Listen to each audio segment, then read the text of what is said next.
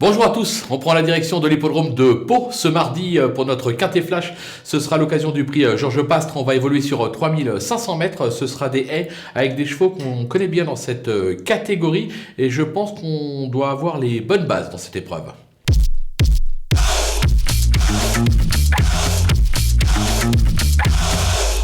Les bases, on y vient avec le numéro 4, Être Rouge, qui vient de renouer avec le succès sur le steeple de Pau. Il affiche 100% de réussite sur les haies paloises sur sa lancée. Une confirmation est tout simplement attendue. Le numéro 3, Prince des Valois, excepté lors de ses débuts à Auteuil, il n'a jamais conclu plus loin que 3e en 8 sorties. Il compte déjà 2 accessites sur le parcours. Son entourage dit que tout est en ordre. Il devrait lutter pour la victoire. Le numéro 2, Baronne du Berlay. Alors la régularité n'est pas son fort, mais elle compte déjà 2 accessites à ce niveau. Le tracé de Pau devrait servir ses intérêts. Vu la forme des Cotins, difficile de ne pas la retenir aussi haut. Du côté des opposants, on se méfie du 7 Six One, 100% de réussite à Pau, mais sur le steeple. Il a montré qu'il était aussi capable de bien faire sur les haies, bien engagé, il aura ses preneurs. Le numéro 10, Hirson, qui a prouvé sa qualité à Auteuil, il aura contre lui de découvrir l'hippodrome de Pau, le tracé de Pau, mais devrait s'y adapter sans aucun problème. Il fait partie du team Chaillé en grande forme actuellement, on est obligé de lui voir une chance. L'As au QC Valis, qui s'est surtout produit sur le steeple cette année, mais sa récente prestation sur les haies d'Auteuil parle en sa faveur. Ne le sous-estimez pas, même si sa marche au poids est bien évidemment réduite.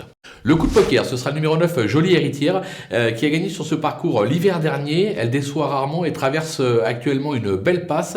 Je pense qu'elle est capable de venir brouiller les cartes dans cette épreuve et faire afficher une très belle cote. Les outsiders, avec le numéro 12, Eyeliner Grit, qui est estimé, mais qui tarde à répondre aux attentes de son entourage. Sa rentrée à Auteuil va lui avoir été bénéfique. Et là encore, vu la forme des Linders, difficile de l'écarter, je m'en méfie. Le numéro 8, Prascali, qui avait besoin de courir pour sa rentrée, il va être monté en condition sur cette course. Les moyens ne lui manquent pas. Il peut surprendre agréablement dans cette épreuve. Le numéro 14, Eczema, alors ses dernières sorties sur le steeple sont bonnes. Elle s'est déjà bien comportée sur les haies. Sous ce petit poids, moi je m'en méfie parce qu'elle fait partie des compétitrices qui sont capables de pimenter les rapports dans cette épreuve. Et enfin, un petit coup de poker avec le 16. Una Grande Storia, ses meilleurs titres ont été acquis à réclamer sur le steeple.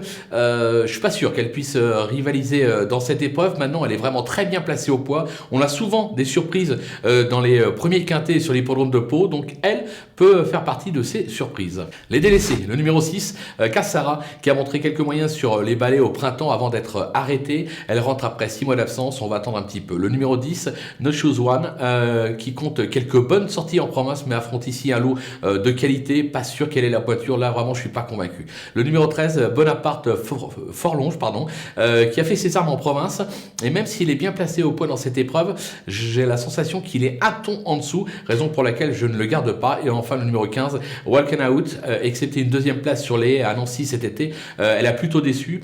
Je pense qu'elle a encore besoin d'apprendre. Il faudra la suivre peut-être pour la fin du meeting palois, mais pas avant. Voilà, on a fait le tour de cette très belle épreuve. On va se quitter avec ma sélection et mes conseils de jeu.